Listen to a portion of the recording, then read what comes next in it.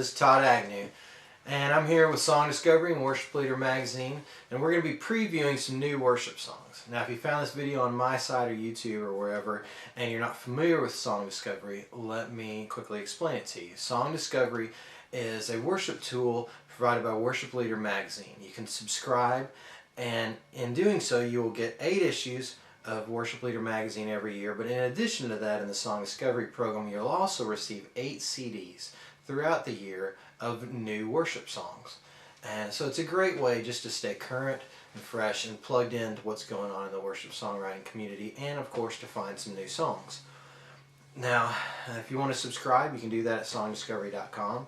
There's a brand new Song Discovery compilation out, volume 82. We're going to be looking at a few songs from that. Now, we're not going to be covering volumes 1 through 81 because that would take too much time. But we are going to be looking at volume 82, and on volume 82 I have a new song called Gloria that I wrote with my friend Chris Collins, and I'm probably doing these videos so that I can introduce that song to you, and we will get to that eventually, but I'm not going to do it right now.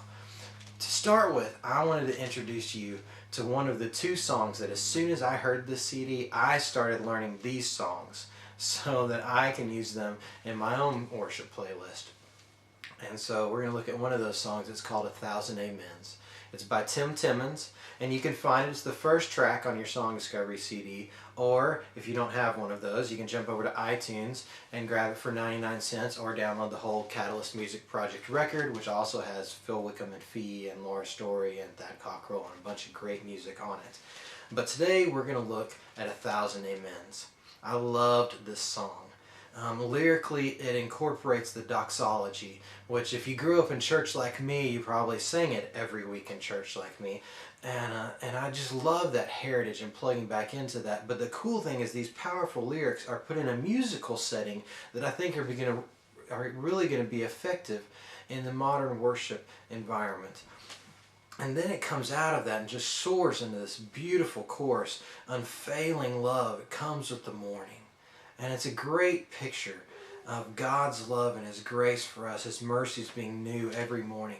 I really think this song is going to work in a lot of different environments, from youth group to what I still call big church.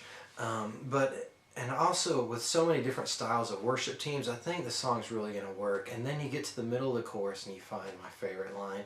It says, "It's your kindness, Lord, that leads to our healing." That's so rich. I think there's going to be a lot of services that are just wrecked out right there. That there's not going to be a sermon or an invitation. We're just going to be sitting in the kindness of our Lord that leads to our healing. So you get the idea. I think this song is incredible. I can't wait to play it myself. And Tim has a wonderful story. You can search it and read it yourself. You know how to use Google. But the story doesn't make the song. The song stands on its own, and it's a great song, and you should try it out wherever you're leading this week. You probably have a chart in your materials, and if you don't, you can jump on toddagnew.com. On our resources page, I put up a chart for it already so that you would be able to have access to it. So you can grab that and try it out wherever you're leading worship this week. In fact, try it out and then jump back on toddagnew.com or songdiscovery.com or worshipleader.com and share your story with us and tell us how it worked for you and what God did. We'll be looking forward to hearing your stories.